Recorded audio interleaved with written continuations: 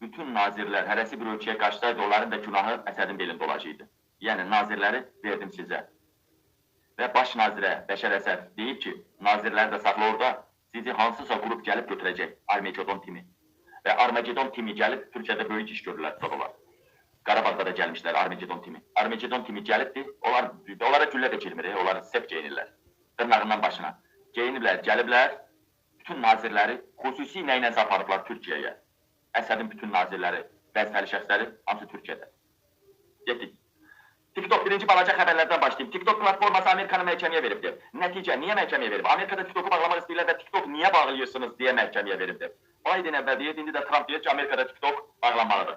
Əziz həmvətənlərim, TikTok Çin və Rusiya kimi diktatura devletlərin korrupsiyasına alət olmuş, onların oyuncağı olmuş bir sosial platformadır. Ancaq dünyada əxlaqsızlığı, tərbiyəsizliyi təbliğ eləyir və siyasi söhbət edən kimisə razı bağlayırlar kanalı. Ona görə mən şəxsən prezident olsam da, mənim sevdiyim olsa da, TikToku Ali Məhkəmənin qərarından beynəlxalq məhkəməyə verəcəyəm, həmin İlham Əliyevin cinayətlərinə, haqq səsini çıxardılmadığı üçün cinayətlərin daha bir hissəsini onların boynuna qoyacağım. Siz imkan versəydiniz bu cinayətlər bəlkə də bu qədər yer almaz. Kanalları bağladınız, səsinizi kəstiniz və cinayətlər daha da böyüdü.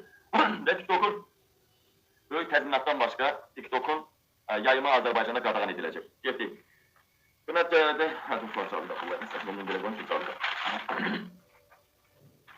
Getdik. İkinci xəbərimiz. Hazırsınız mı? Oyda. Dəyərli həmvətənlərim, İlham Əliyev Trump'a artıq rüşvət təklif edir. Hakimiyyətdə qalması üçün.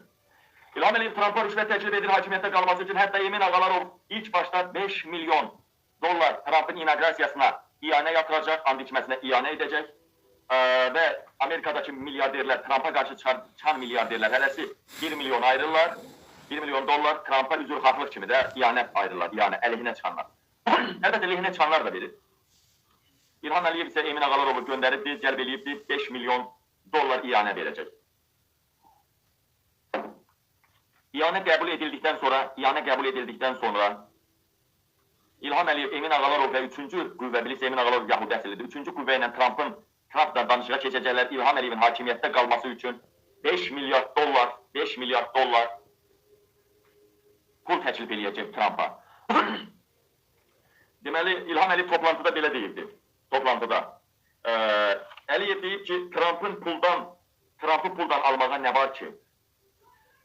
Əsas pulu düzəltməkdir. Bəylər Əyyubova tapşırıq verir ki, Nazirlər İdarə Komitələri bu işə sən başçılıq elə. Nazirlər İdarə Komitə rəhbərləri hamısı dəyərli həmvətənlərim, rayon və şəhərlərdə olan idarə komitə rəhbərlərindən əlaqəyə keçirlər və hamısı cərmələr yığılacaq xalqdan. Xalqdan yığılacaq. İlhamı orada saxlamaq üçün də 5 milyar netdən, qazdan gələn gəlirdən yox, xalqdan yığılacaq. Necə ki, mən yox, Maliyyə Naziri, Mehribanın qohumu Samir Şərifov dedi, Samir Şərifov dedi, büdcəmiz 90% netdən, qazdan, 9% polis cərmələrindən, 1% də vergi cərmələrindən büdcəmiz formalaşır. Hətta polis cərmələrinin belə böyük bir hissəsi cərmələr ödənsə də büdcəyə gəlib çıxmır. Deməli, dəyərli həmvətənlərim, dəyərli soydaşlarım, demək ki, İlham Əliyev inaugurasiya mərasimində 5 milyon dollar, hakimiyyətdə qalmaq üçün 5 milyard dollar təklif edirdi. Demək ki, Rusiyanın, Putinin qorxusundan Amerikadakı seçimlərə stapqa qoya bilməyən İlham Əliyev bir ilə yaxındır ki, Sibriz adından gətirib o Emin Ağalarovu, ona böyük pullar ayırmaqdan, böyük pullar verməkdən, böyük əraziləri onun sərəncamına verməkdən, dünyanın ən böyük COP29'a gələn liderlərinə bunu böyük iş adamı kimi sırıyacaqdılar. Elə bir ki, Rothschild, Rockefeller, Soros, Astor ailəsi kimi bir Ağalarov ailəsi qondarmadır, quraşdırmaq istəyirdilər. Ona görə Emini belə böyüdüblər, belə böyük iş adamı kimi göstərirdilər ki, Trump seçilsə, Trump biznesmendir. Heç vaxt prezidentlərlə alış-veriş eləmir, ancaq ölkələrin biznesmenlərlə alış-veriş eləyir.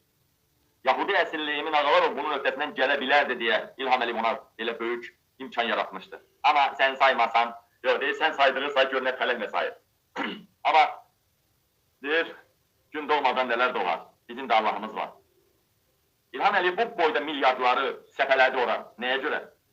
Emin Ağalaroğlu, böyük iş adamı kimi göstərsinlər. Bax, bugün İlham Əliyevin danışığını, prezidentlikdə qalmaq danışığını Yahudi güclərlə orada etsin deyə. Trump'a 5 milyardı versin, Trump götürsün deyə. Değerli hanımefendiler. Ama ne bilsin ki COP29 boykot olacak, hiçbir dünyada özünü tanıyan şerefli namuslu lider gelmeyecek. Bir Pakistan geldi, o da 10 milyardlarla metallom aldığımıza göre. Erdoğan geldi, dalaştı gitti. İtalyan'da baş naziri çıkışını elədi, puh eləyib tüpürdü gitti. O bile serbest açık adamda, puh eləyib tüpürdü gitti. Böyle mesela indi bildiniz mi Emin Ağalar olmaya böyüdürler. İnden sonra Sibiriz de öldürdü elə belə götünü burtudacaq. Ancak uşaqların zaten diyor ki bir iş, dongrot, kran, minlərə təhlə, binalar, hay, huy, panik gemisi, ne mıx gemisi indi olmuyor. İndi eləcə balaca, götü balaca, pepik balalarla orada belə götünü burtudacaq. Elə belə. Daha şey ancak kazanmağa da, kömək tutardı da, indi kazanmağa və bir hissəsində bir an qoymağa xidmət edəcək. Görərsiniz. Değerli medelerim, değerli soydaşlarım, İlham Əliyevdən Trump milyardları götürəcək miyim? Trump'ın yerine olsam ben götürərəm. Trump'ın yerine ben olsam götürərəm. Götüründən də bir təpik qoyarım. Verirlər, al.